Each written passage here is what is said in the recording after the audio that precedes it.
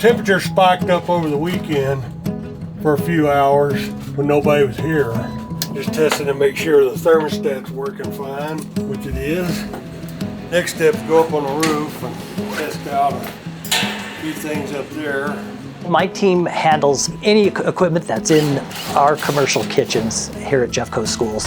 We take care of the ovens, dish machines, pot and pan washers.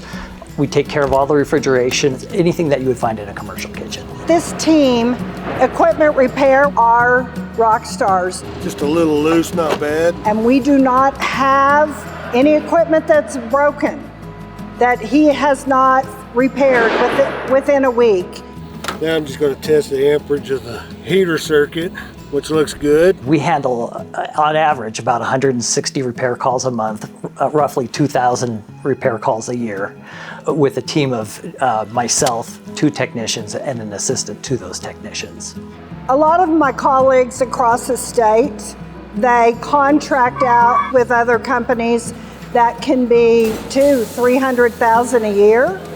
But most importantly, if I called today a repair company and told them I had a critical piece of equipment down, they would tell me, okay, we can probably be there in the next 7 days. It is not unusual for Jerry to get a call about something being down, and he or one of his team members are there within 30 minutes. We have fully stocked service trucks, and each truck has a full complement of parts on it. We almost always can do a repair that time. Critical. We are serving about 42,000 meals each day to our students.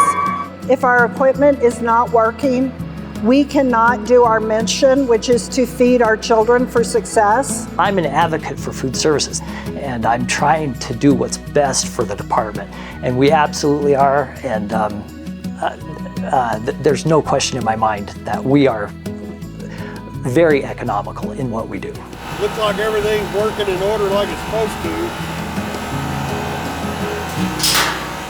You gonna edit out the Texas accent? No.